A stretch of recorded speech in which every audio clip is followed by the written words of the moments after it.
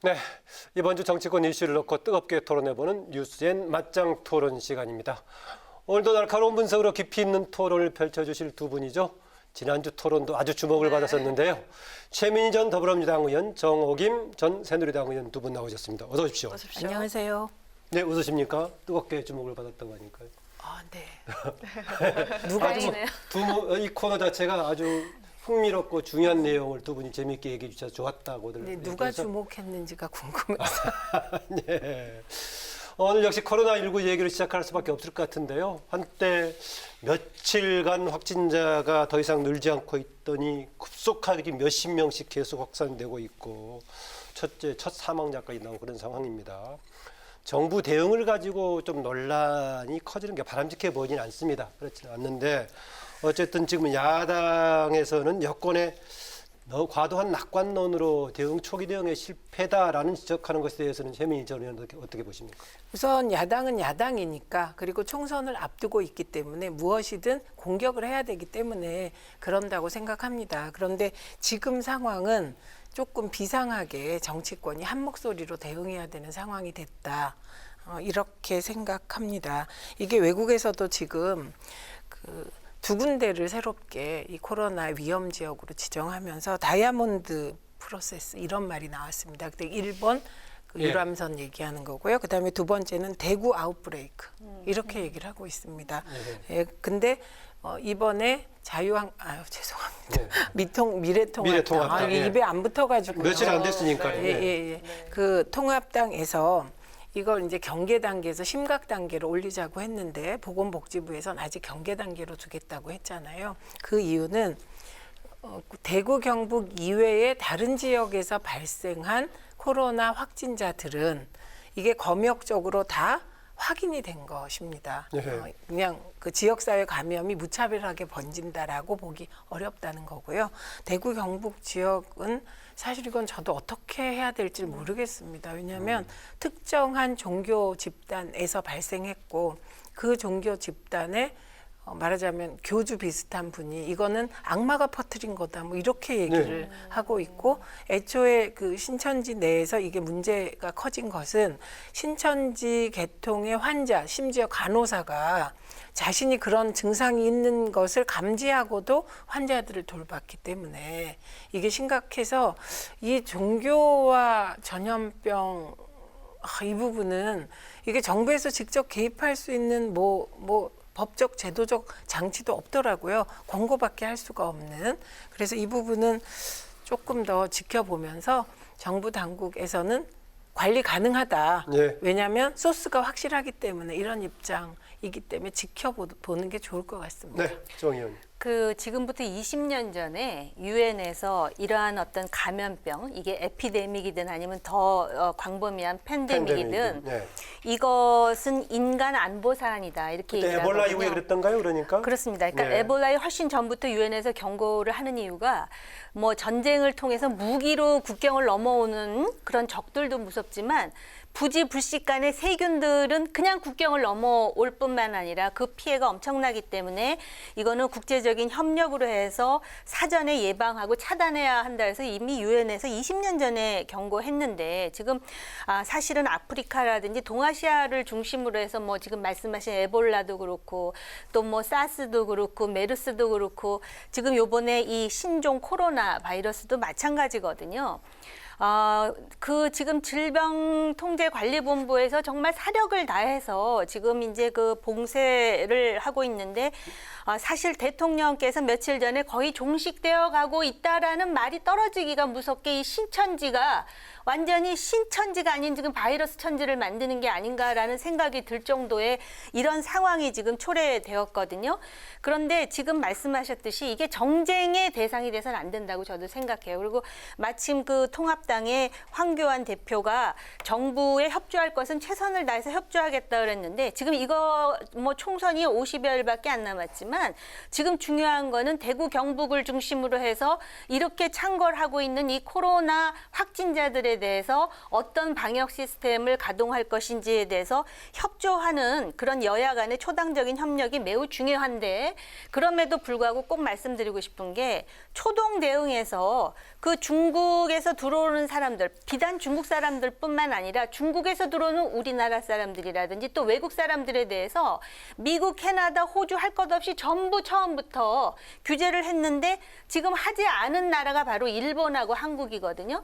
지금 예. 뉴욕타임즈에 어떤 기사가 나왔냐면 일본의 그 다이아몬드 프린세스 호에 탄 600명 그 사람들을 빼면 지금 코로나 확진자 가장 많은 나라가 중국이고 그다음에 이 대구 때문에 우리가 두 번째가 되어버렸다는 것이죠. 그래서 지금이라도 지금 중국 자체가 인구가 14억인데 30%를 완전 폐쇄했어요. 중국 내부에서. 예. 그렇다면 우리도 여기에 대해서는 지금 그 야당인 통합당이 이 얘기는 아직까지 하지 않습니까? 예. 이런 것에 대해서 좀 귀담아 들을 필요가 있다라고 생각을 합니다. 좀 더 강한 뭔가 조치가 필요하다는 얘기를 하시는 것 같은데요. 그러니까 이 부분은 논란거리인데 이렇게 되면 대구를 폐쇄해야 됩니다. 경북을 폐쇄해야 됩니다.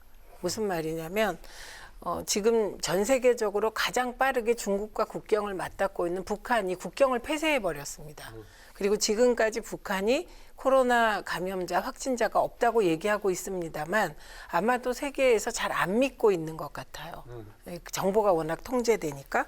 그런데 이렇게 폐쇄하는 게 대안이냐, 이게 이미 아니라는 게 에볼라 바이러스 때 드러났는데요. 이때 에볼라 바이러스 때 캐나다가 그때 이제 그 콩고였나요? 그때 콩고 민주공화국 발원지로 보고 그 국민의 입국을 다 막고 폐쇄했습니다. 그런데 그것이 과학적 근거도 없었고 효과도 없었고 그래서 캐나다 내에서도 이런 과학적 근거 없이 막연하게 하는 것은 미신에 가깝다는 비난에 직면했고 이후에도 캐나다가 인종차별 논란에 휩싸였거든요. 네. 그래서 우리가 이 걱정하는 건 뭐냐면 이제 야당에서도 걱정되니까 저런 대안을 계속 내시는 거예요. 근데 지금은 전문가들도 폐쇄가 의미가 없다는 거예요. 이미 신천지를 통해서 대구 경북이 위험에 빠졌고 네. 또 일부에서는 대구 경북 폐쇄를 말하나 그 폐쇄해봤자 소용이 없다는 것이거든요. 그래서 지금 해야 될 일은 빨리 환자들을 조기에 진단해서 병원으로 끌어들일 수 있는 체제가 지금으로선 가장 필요한 네. 것이다라고 그 봅니다. 폐쇄를 했기 때문에 다른 나라들은 진정 기미가 보이는데 여전히 한국하고 일본이 계속해서 수위가 늘어나서 대만은 지금 한국을 여행 경보 지역으로 그리고 미국에선 지금 일본인들의 입국을 막아야 되는 게 아니냐. 중앙아시아의 뭐 투르크메니스탄이라든지 카자흐스탄 같은 나라에서도 지금 그런 얘기가 나오는 상황인데다가 지금 그 질병관리본부 그런 말 있잖아요. 약은 약사에게 진료는 의사에게. 이 전문가들은 무슨 얘기를 하냐면 애초에 그걸 막았어요. 그 원인이 되는 그 근원을 막았어야 되는 게 맞다라는 것이 애초부터 네. 질병관리본부가 한 말씀만 더 드릴게요. 신천지 있잖아요. 지금 두 가지가 지금 아직까지 그 확인되지 않은 게 뭐냐면 신천지 교회의 지회가 2019년 하반기에 우한에 세워졌다는 것하고 또 하나는 신천지 총회장의 형이 청도에서 장례식 했다는 거 아닙니까? 장례식을 31일부터 2일까지 했는데 총리가 그 중국의 소위 후베이 지역에서 들어오는 사람을 막은 게 2월 4일부터예요. 그렇기 네. 때문에 그리고 좀 춘절하고 맞먹으면서 지금 이런 상황이 벌어지기 때문에 이 부분을 절대로 예. 가볍게 봐서는 안 된다고 저는 알겠습니다. 생각합니다. 짧게 추가해 주시고요. 할 게 있으면 아니면 왜냐면은요. 일단 이거 이거 폐쇄- 하나 가지고도 길게 할 수가 있지만은 이 분야는 또 관련 우리 전문가들의 얘기가 필요한 분야이기 때문에 그러니까 네. WHO에서 국경 폐쇄를 권하지 않고 이동을 막는 걸 권하지 않는 이유는 막아놓으면 불법적인 입국이 반드시 생긴다는 겁니다. 올 사람 오니까. 예. 그래서 오히려 그렇게 해서 번지면 그건 진짜 대책이 없다 이런 것이거든요. 그러니까 저는 걱정돼서 나오는 폐쇄라 이해는 합니다만 그것 또한 따져볼 것이 많다. 예. 이 말씀을 드립니다. 네, 이제 코로나 3법도 통과가 된 와중에 또 특히 꾸리겠다고 한 지 보름 만에 여야가 어제야 코로나 대책특위 설치 합의를 했습니다. 좀 너무 늦은 거 아니냐 하는 비판도 적지가 않은데요. 먼저 최 의원님 활동 뭐 차질 없이 진행이 될까요? 지금은 되지 않겠습니까? 그리고 이래서 국회가 욕을 먹어요. 이런 거 가지고 2주 끌 일입니까? 예, 그래서 저는 명칭 갖고 2주 싸웠다 그러면 전 세계가 비웃을 일입니다.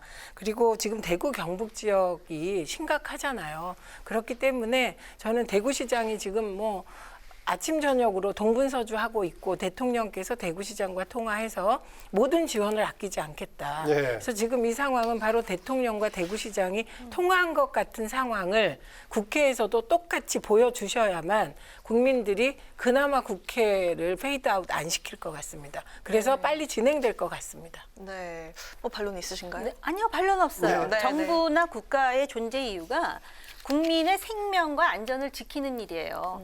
그 한중 관계 중요한데 한중 관계가 왜 중요한지 아십니까? 대한민국의 안보와 국민의 안전을 위해서 중요한 거예요. 그러니까 이게 본말이 전도돼서는 안 되는 것이고요.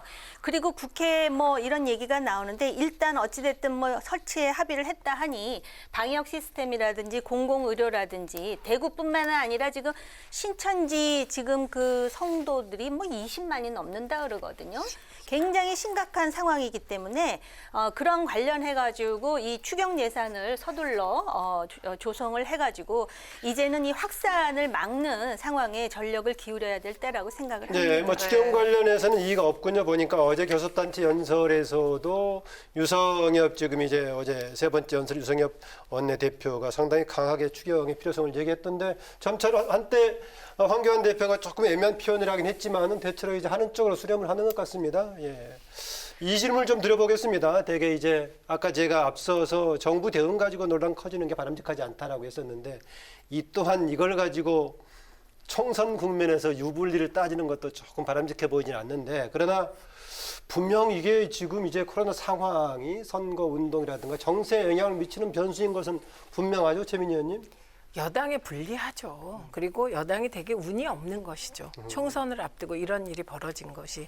그런데 이게 여당이 불리하다고 이걸 어떻게 정보를 안 밝힐 수도 없는 나라입니다. 우리나라가. 그래서 네. 여당은 불리함을 인지하고 그게 그냥 운명입니다. 이런 일이 이 시기에 벌어진 거. 그러니까 지금부터 사실 과거에 전 잘해왔다고 생각하고 잘해온 것이 뭐 정무직 공무원들 일하기보다는 뭐 대통령께서 신경을 많이 쓰셨지만 과거에 메르스 때 우리가 되게 큰 일을 치렀기 때문에 그때 근무했던 똑같은 분들이 지금 질본에 있는 거예요. 그분들이 이번에는 그 경험을 바탕으로 잘하고 있기 때문에 국민도 고생하지만 그분들은 많이 고생하시대요. 사실 요즘에. 너무 고생하기 네. 때문에 저는 야당이 정부 여당을 뭐 비판할 수는 있지만 그 질본 그 관계자들에게는 좀 야당도 칭찬했으면 좋겠다. 그래서 그 질본이 잘할 수 있도록 여당은 더 격려하고 지원하고 이렇게 해서 어쨌든 하루빨리 이 코로나19로부터 벗어나야 되지 않겠습니까? 이거 선거에 불리해도 할 수 없습니다. 네. 총선 국면에서 코로나19 문제 얘기하고 있습니다. 네, 뭐 그 여당이 운이 없다 그러셨는데 그동안 야당 운을 듬뿍 받고 계시지 않았습니까?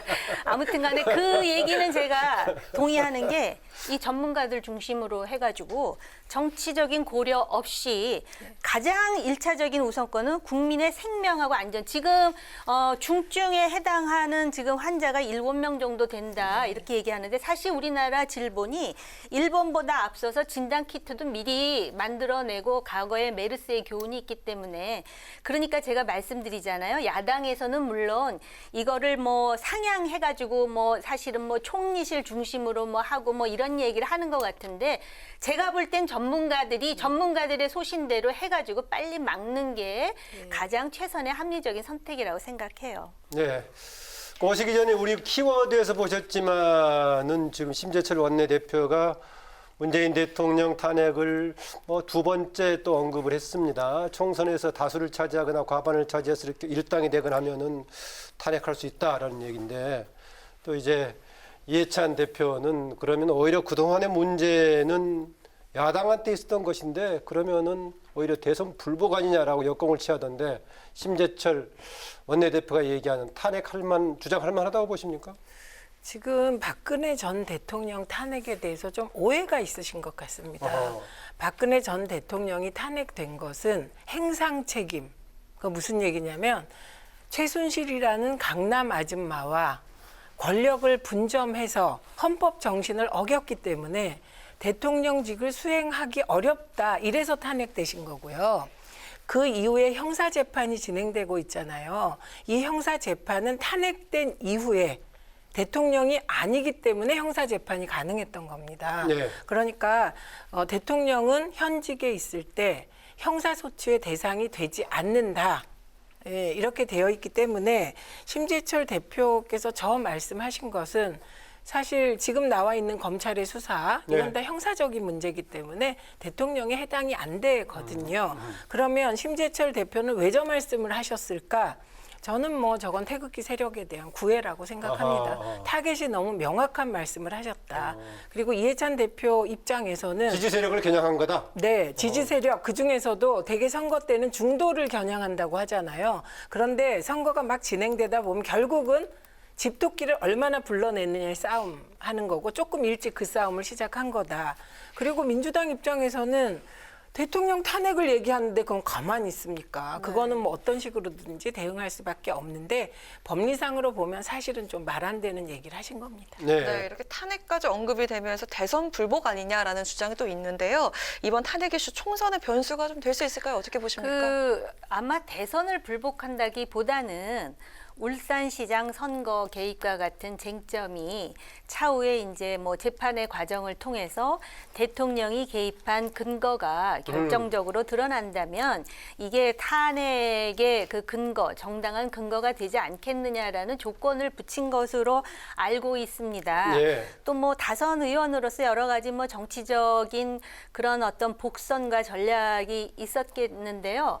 저는 그분보다는 일천한 정치 경험을 가지고 말씀을 드리자면 선거라는 것은 역시 막판으로 갈수록 중도를 누가 잘 견인하느냐가 아하. 중요한 변수가 되지 않을까 이런 생각이 들고요. 네. 어찌됐든 탄핵이라는 불행한 역사를 우리가 지금 공유하고 있는데 길게 본다면 대한민국 정치가 결국은 그 국민의 심판을 받되 안정적이면서 중도가 두터운 층으로 진화되는 것이 맞다라는 생각이 들면서 그럼 탄핵은 좀 강성을 겨냥한 전략이다라고 보시군요. 그러니까 아까 말씀하셨듯이 지지층을 이제 결집하겠다는 의지가 있겠죠. 그런데 이게 참 역설적으로 그런 우파 지지층을 결집하기 위해서 탄핵을 언급하는 순간 저 반대편에 있는 지지층도 반대로 또 결집하는 효과도 줄 수 있다라는 점에서 이 정치라는 게 작용과 반작용이고 그리고 이 사실은 이 선거 때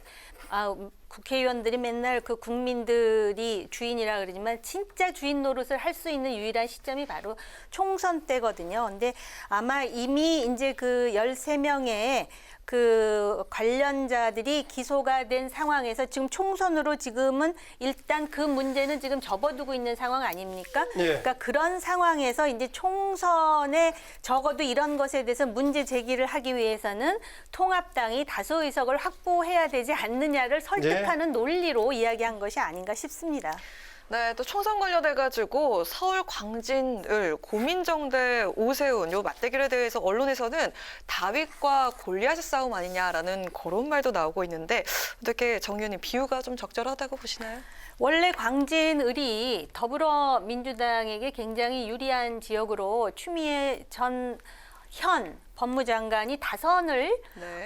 했던 지역입니다. 그리고 서울의 많은 지역구 중에 특히 그 호남 분들이 많이 사시는 것으로 제가 알고 있고 아마 더불어민주당에서는 그 대변인을 역임했던 고민정 후보가 출마를 하면 오세훈 전 시장의 대항마가 될 것이다라는 판단으로 했겠지 애초부터 다윗이라고 생각해서 하지는 않았을 것 같은데 제가 알기로는 그대로 따른다면 다윗이 이기는 이기잖아요. 쪽인데. 예. 다윗이 이기는 거는 다윗이기 때문에 이기는 글쎄요. 것이지 그래서 고민정은 적절하냐고 고민정이지 물어본 다윗이 겁니다. 아니지 않습니까? 예, 예. 그럴 뿐만 아니라 또 현장에서 보면은 그 전임 다선 의원에 대한 피로감 같은 것이 있기 때문에 과연 그 전임 다선 의원 여성 의원 이 전력이 지금 출마하는 고민정 뭐 지금 완전 공천을 받은 확정된 것이죠. 겁니다. 그래서 후보에게 어떤 영향을 줄지는 저는 개인적으로 단정하기는 어렵지만 오세훈 후보가 그동안 상당히 오랫동안 그 털을 열심히 닦고 있고 그리고 지금 바닥 민심이 아까도 말씀했지만은 코로나도 그렇고 경제도 그렇고 여러 가지로 좋지 않은 상황이기 때문에 고민정 후보를 굳이 다윗이라고 한다면 다윗이 그렇게 만만하게 생각할 지역은 아니라는 생각이 듭니다. 네. 네. 최 어떻습니까? 의원님은요? 그러니까 언론에서 골리앗을 오세훈 그렇게 후보로 봤죠. 보고 정치적인 경력도 많고 대권 잠재적인 대권 네, 주자이기도 다윗을 고민정 후보로 봤다면 그건 고민정 후보한테 굉장히 우호적으로 봐주신 거죠. 그거는 고민정 후보에게 돌팔매질할 돌이 하나 있다 이렇게 본 시각이기 때문에 언론이 그렇게 봤다면 좀 우호적으로 보입니다. 그런데 오세훈 후보가 만만치 않죠. 왜 만만치 않냐면 이게 다른 분들께는 죄송한 말씀이지만 미래통합당에 그런 마땅한 대권 후보가 있어 보이냐. 그 보수적 지지자들이 지금 그렇게 흔쾌하게 저 사람이 있으니까 오세훈에게 신경 안 써도 돼 이런 분위기는 아니라고 봅니다. 네. 그렇기 때문에 오세훈 후보를 대권 후보로 키워야 된다는 보수 내지 중도 보수 지지자들의 그런 마음이 뭉친다면 정말 만만치 않은 후보가 될 것이고요. 반면에 고민정 대변인도 강점은 있죠. 그 강점은 어디에 있냐면 신인이라는 데 있습니다. 여성 신인. 왜냐하면 오세훈 후보 개인은 굉장히 경쟁력이 있습니다만 다선 의원에 대한 국민들의 좀 비토 정서가 있거든요. 그에 비하여 고민정 후보는 신선하고 깔끔하고 그런 정치 신인으로 도전자 이미지이기 때문에 지금으로선 쉽지 않은 싸움이지만 그렇다고 안 해볼 만한 싸움은 아니다. 예. 그래서 저는 이 지역이 굉장히 박빙으로 예. 갈 것 같습니다. 네, 민주당 공천 관련 얘기를 제가 최민희 전 의원께 먼저 질문드리겠습니다. 최근에 논란이 됐던 강서갑 얘기입니다. 김남국 변호사, 저도 알고 최민희 전 의원도 잘 아는 변호사인데 최근에 이른바 조국 조국 대전 논란이 있다가 조금 전에 민주당에서 다른 지역의 전략 공천하는 쪽으로 결론이 났습니다. 최종적인 방향 바람직하게 결정됐다고 보십니까? 저는 이해찬 대표의 위기 관리 능력을 보여준 상황이라고 봅니다. 왜냐하면 사실은 김남국 변호사는 검찰 개혁에 늘 앞장서온 분입니다. 그리고 뿐만 아니라 되게 헌신적인 분이세요. 무슨 일에도. 그렇기 때문에 호감도가 높아요. 그리고 어디를 넣어도 경쟁력이 높은 것으로 그렇게 알려져 있거든요. 그런데 이분이 아마도 금태섭 의원의 검찰개혁에 대한 입장이 본인과 굉장히 다르고 민주당과도 다르니까 아마 젊은 혈기에 가서 한번 붙어보겠다 이렇게 생각한 것 같습니다. 근데 저는 젊기 때문에 그럴 수 있다고 생각을 합니다만 그 상황이 또 금태섭 의원이 현역 의원답게 조금 통 크게 그래 와라 우리 붙고 쿨하게 싸우고 쿨하게 승복하자 이랬으면 이게 민주당에게 부담이 덜하는데 사실은 굉장히 갈등이 심해졌거든요. 예. 그래서 이 부분을 이제 당 대표가 나서서 둘 다 우리 당의 자산이니 둘 다 살리자 이런 방침을 정하고 간 거기 때문에 예. 사실은 오늘을 넘기면 조금 저는 힘들다고 봤거든요. 근데 오늘 공간위에서 이제 그런 교통 정리를 한 것은 위기 관리를 잘한 거죠. 잘한 거다. 예. 글쎄 시스템 공천이라고 그러더니 이런 걸 시스템 공천이라고 그러는지 저는 지금 막 헷갈리기 시작을 했는데 애초에 거기 금태섭 의원을 잡겠다고 빨간 머리 빨간 잠바 예. 빨간 자켓에 민주당 의원을 잡겠다고 정봉주 전 의원이 나섰다가 미투 재판이 끝나지 않고 여러 가지 논란으로 본인이 접으면서 어떤 결단을 내리겠다 여러 가지 얘기를 하다가 금태섭 의원 지역구에 다른 경쟁자가 있음에도 불구하고 경선 이런 시스템으로 가는 게 아니라 추가 공모하면서 등장한 게 김남국 변호사 아닙니까? 그러다 보니까 아무리 바깥에서 김남국 변호사가 검찰 개혁을 열심히 강조했고 이런 얘기를 하더라도 결국은 조국을 소환해가지고 조국 프레임으로 반조국과 조국 프레임으로 선거를 하려고 애초에 그랬던 것이 아니냐라는 오히려 그런 의도가 의구심에서 있었다. 쉽게 벗어나기는 힘들 것 같고요. 어찌됐든 간에 김남국 변호사는 다른 곳으로 공천은 받겠네요. 그렇죠? 그리고 금태섭 의원은 지금 그러면 그 지역에 경선해야겠죠. 경선을 하는 것입니까? 예, 지금 세 사람이 남은 아무튼 그래서 지역이니까요. 시스템 공천이라는 이 자체는 좀 무색한 게 아닌가. 공천관리위원장은 원혜영 의원 아니신가요? 그렇습니다, 네. 위원장. 예, 알겠습니다. 요건 추가하고 한 싶으면 가지- 10초씩만 하십시오. 네. 다른 걸 또 이게 달아야 추가 되니까요. 공모한 현역 의원 지역구가 50개 가까이 됩니다. 네, 그리고 거기만 공모한 게 아니다. 네, 그래서 왜 그 공모를 하게 됐냐면 시스템 공천이라는 게 사실은 굉장히 공천을 안정적으로는 관리하지만 네. 공천의 역동성을 떨어뜨리는 건 맞습니다. 네. 네, 그런데 이번에 김남국 변호사 건을 교통정리하면서 이제 말하자면 공간위가 이건 지도부와 충분히 상의를 해서 결정을 한 것이죠. 네. 그래서 시스템 공천에 말하자면 아닌 그 뭐든지 예외 없는 법률이 없기 때문에 예외가 네. 나온 거 인정합니다. 예, 알겠습니다. 저도 10초만 하겠습니다. 그러십시오. 예. 네. 그 김남국 변호사를 공천하는 과정에서 자객 공천이라는 말이 나오는가 하면 정봉주 전 의원 한마디 하고 또 유시민 이사장 한마디 하고 또 손혜원 무소속 의원 한마디 하고 이러면서 30대 중반의 젊은 변호사, 청년 인재 영입이라 그랬는데 과연 김남국이 신선한 생각을 가진 청년 인재인가를 의심케 하는 구태가 보여진 것도 사실입니다. 어쨌든 간에 뭐 시스템 공천의 예외라고 인정을 하셨으니 어느 지역으로 가서 뛰는지 한번 그 지켜볼 그런 그 관심의 대상이 될 것 같습니다. 시간은 다 돼가는데 야당 공천 얘기도 좀 해봐야겠습니다. 예. 네, 미래통합당도 통합은 했지만은 좀 공천 관련 반발이 나고 있는데요. 이 같은 움직임이나 좀 당의 공관위의 대응을 좀 어떻게 보시는지 먼저 정 의원님. 특히 뭐 이혜훈 의원 관련 또 이현주 네, 의원 이현주 관련도 의원. 논란이 되고 있고 네. 그렇습니다. 제가 지금 방금 그 인터넷 뉴스로 보기에는 네.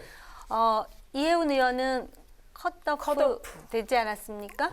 어. 그리고 이현주 의원에 대해서는 아직 얘기가 나오지 않고 그러다 보니까 그 이혜훈 의원이 그 핸드폰으로 봤다는 유승민 본인은 의원한테. 컷오프, 뭐 전략 공천 이렇게 나가는 게 아닌가, 뭐 여러 가지 얘기가 있는데요.